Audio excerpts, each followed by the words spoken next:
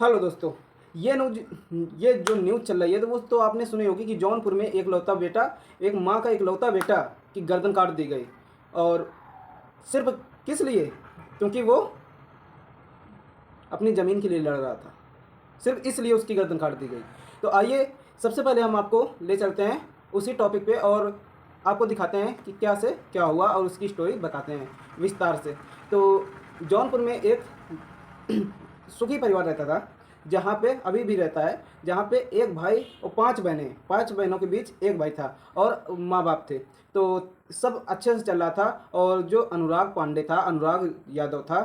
यादव, तो वह एक खिलाड़ी था, इंटरनेशनल खिलाड़ी बनने की तैयारी कर रहा था और वो कई जगह पास भी कर चुका था।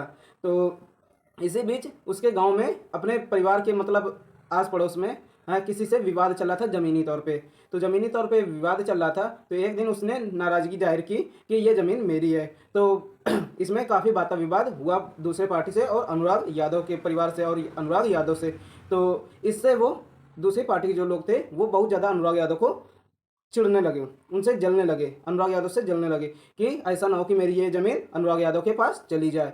तो एक दिन जब वादा विवाद हो गया तो सुबह का मौसम था। और सुबह जब अनुराग यादव बिस्तर छोड़ के आया, फिर ब्रश करने लगा, फ्रेश होके आया और ब्रश करने लगा। तो ब्रश कर रहा था, उसी बीच में दूसरे पार्टी के लोग तमतमा हुए, गुस्सा हुए और तलवार लेते हुए उसकी ओर दौड़े।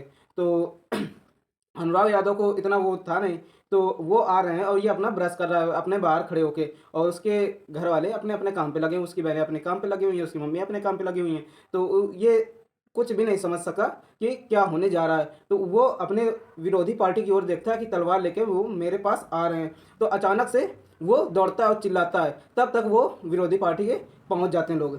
तो वहां पे जाके वो विरोधी पार्टी का तलवार जो थी वो सीधा अनुराग यादव के गर्दन पे चला देता है। तो तो उसी वक्त आवाज़ आती है, बचाओ बचाओ की आवाज़ आती है और गर्दन धड़ से अलग हो जाती है।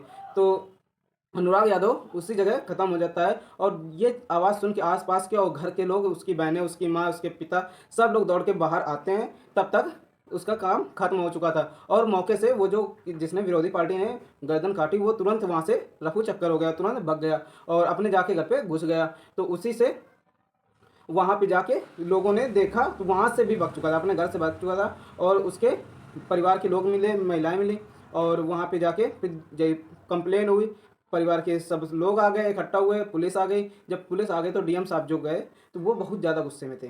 तो जाके सीधा उसके घर पे चले गए, किसके? विरोधी पार्टी के, जो अनुराग यादव के विरोधी पार्टी था। और ये सब घटना देख के बहुत ही क्रोधित हुए, वो जाके सीधा घर पे गए। तो वहाँ पे गेट खोलने की कोशिश की, नहीं खुला, पर वो गेट तोड़ने का निर्णय ले लिया एसपी साहब ने और जो भी गए थे अधिकारी।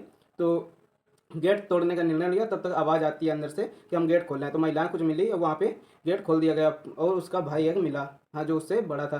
तो उसे अब गिरफ्तार करके तुरंत थाने ले गए पुलिस। तो ये सच्ची घटना है और ये संदेश देती है कि किसी भी अपने या अपने आस पड़ोस पे विश्वास कभी नहीं करना चाहिए, कि कब वो विश्वासघाती बन जाए और क्या उसके मन में चल रहा है आपके प्रति। तो आप हमेशा सचेत रहें, यही मेरी कहानी है। और आपको हम निर्णय